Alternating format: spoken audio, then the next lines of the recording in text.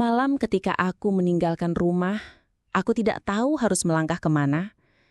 Kakiku terasa berat, tapi hatiku lebih berat lagi. Aku berjalan tanpa tujuan, hanya ditemani suara isak tangisku sendiri.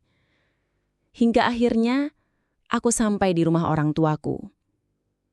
Ibu yang membuka pintu langsung terkejut melihat wajahku yang penuh air mata. "Maya, kenapa? Kamu kenapa, Nak?" tanyanya dengan nada cemas. Aku langsung memeluk beliau erat, tangisku pecah makin keras. Aku nggak kuat, Bu. Suaraku berputus-putus. Ayah yang mendengar suara ribut segera keluar kamar. Beliau menatapku tajam lalu mengajakku masuk.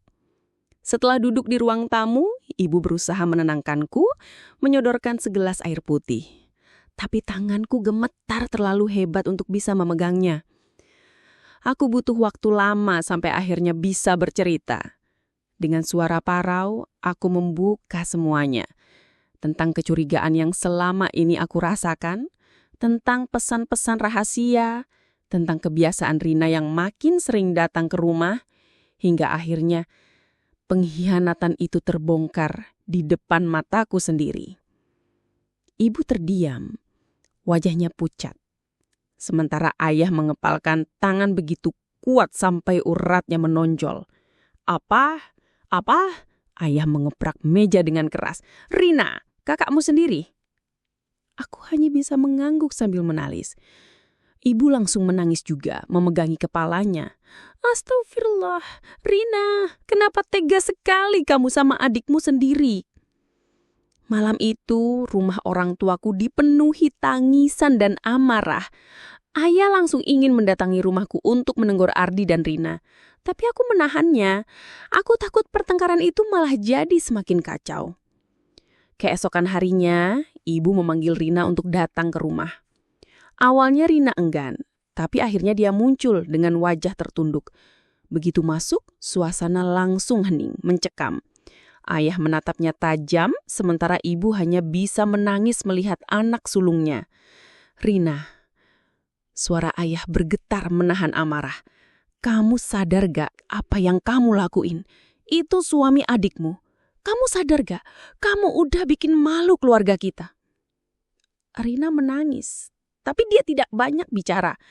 Hanya sesekali berkata lirih, "Aku salah ya, aku minta maaf." Tapi bagi ayah, kata maaf tidak ada artinya. Minta maaf, kalau cuma minta maaf, semua orang bisa. Tapi hati adikmu gimana? Hancurin, hancur. Aku duduk di sudut ruangan, menangis mendengar pertengkaran itu. Aku tidak menyangka keluarga yang selama ini terasa hangat kini porak-poranda hanya karena pengkhianatan dua orang yang seharusnya paling aku percaya. Beberapa hari setelah kejadian itu, Ardi mencoba menghubungiku berkali-kali. Dia mengirim pesan panjang, menelpon tanpa henti. Isinya selalu sama, permintaan maaf, janji akan berubah, permintaan untuk diberi kesempatan kedua.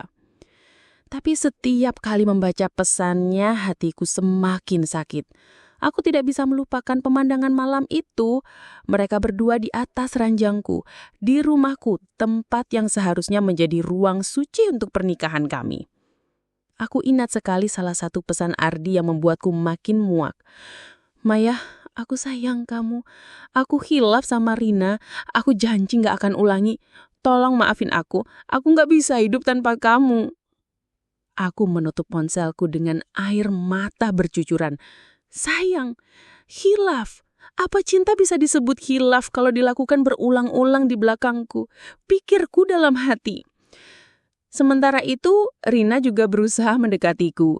Dia datang ke rumah orang tua dengan wajah kusut, mencoba bicara padaku. "Maya, aku tahu aku udah hancurin semuanya. Aku gak bisa minta kamu maafin aku sekarang. Tapi aku mohon, jangan benci aku selamanya. Aku tetap kakakmu." Aku menatapnya dengan mata bengkak karena tangis. "Kakak, kamu masih punya hati buat bilang begitu. Kamu tahu gak, Rin? Kamu bukan cuma rebut suamiku. Kamu udah ambil semua yang paling aku percaya di dunia ini. Aku gak punya siapa-siapa lagi sekarang." Rina terdiam. Air matanya jatuh. Tapi aku tidak peduli. Luka yang dia tinggalkan terlalu dalam untuk bisa sembuh hanya dengan air mata. Hari demi hari berlalu, tapi perasaanku tidak membaik. Setiap malam, aku selalu mimpi buruk. Dalam mimpiku, aku selalu melihat Ardi dan Rina tertawa bersama di depanku. Sementara aku hanya berdiri menangis tak berdaya. Ibu sering mencoba menenangkanku. Sabar ya nak, waktu yang akan menyembuhkan semua ini. Tapi aku hanya bisa menggeleng. Tidak ada waktu yang bisa menyembuhkan, Bu. Luka ini gak akan pernah hilang. Pada akhirnya, aku memutuskan untuk mengakhiri pernikahanku dengan Ardi. Keputusanku bulat. Aku tidak mau hidup dalam bayangan pengkhianatan. Saat kuucapkan kata cerai di depan pengadilan agama, air mataku mengalir deras, tapi hatiku sedikit lebih ringan. Ardi menatapku dengan mata penuh penyesalan, tapi aku sudah tidak peduli lagi.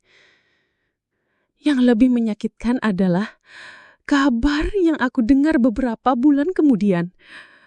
Ardi ternyata benar-benar menjalin hubungan serius dengan Rina. Bahkan ada kabar mereka berencana menikah. Aku tidak bisa menggambarkan betapa hancurnya perasaanku saat tahu itu. Rasanya seperti ditusuk berkali-kali.